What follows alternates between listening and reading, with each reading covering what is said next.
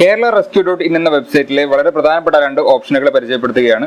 ഒന്ന് നമുക്ക് രക്ഷാപ്രവർത്തനത്തിന് വേണ്ടി സഹായം അഭ്യർത്ഥിക്കാൻ, രണ്ട് റിസോഴ്സുകൾ അഭ്യർത്ഥിക്കാൻ. രക്ഷാപ്രവർത്തനത്തിന് വേണ്ടി അഭ്യർത്ഥിക്കുക എന്നുള്ള ഓപ്ഷൻ ക്ലിക്ക് ചെയ്ത് കഴിഞ്ഞാൽ ഇതിൽ നമുക്ക് എവിടെയാണ് നമ്മൾ എന്നുള്ള വിവരം കൃത്യമായി മാപ്പിൽ കാണിച്ചു കൊടുക്കാൻ വേണ്ടി കഴിയും. മാപ്പിൽ ചുമ്മാ ലൊക്കേറ്റ് ചെയ്ത് കൊടുക്കാം.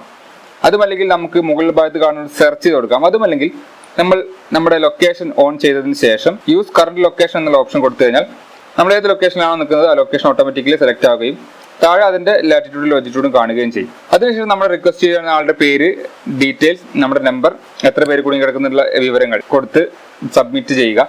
ഇത്തരത്തിൽ ചെയ്താൽ നമ്മുടെ കൃത്യമായിട്ടുള്ള വിവരങ്ങൾ സർക്കാരിന് ട്രാക്ക് ചെയ്യാൻ കഴിയുകയും അതിനനുസരിച്ച് നടപടി എടുക്കാൻ വേണ്ടി കഴിയുകയും ചെയ്യും. അടുത്തത് നമുക്ക് റിസോഴ്സുകൾ അഭ്യർത്ഥിക്കാനാണ്. അപ്പൊ നമുക്ക് വേണ്ട വല്ല ക്യാമ്പുകളിലേക്ക് വേണ്ട റിസോഴ്സുകൾ അഭ്യർത്ഥിക്കാനും ഇതുപോലെ തന്നെയാണ്.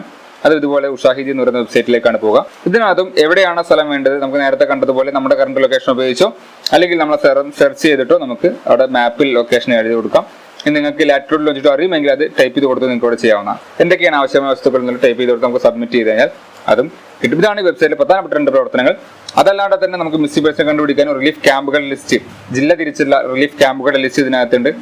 അതെടുത്തു കഴിഞ്ഞാൽ നമുക്ക് ഓരോ ജില്ലയിലുമുള്ള ക്യാമ്പുകൾ എത്ര എണ്ണം ഉണ്ട് എന്നുള്ളത് കൃത്യമായിട്ട് കാണാൻ കഴിയും. അതിലേക്കുള്ള മാപ്പിന് ലിങ്ക് എല്ലാം ഇതിൽ കൊടുത്തിട്ടുണ്ട്.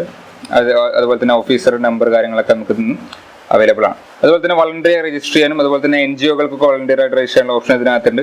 ഈ ഒരു അവസ്ഥയിൽ എല്ലാവരും ഈ ഒരു സംവിധാനത്തിന് കാര്യക്ഷമമായ രീതിയിൽ ഉപയോഗിക്കുക. നന്ദി, നമസ്കാരം.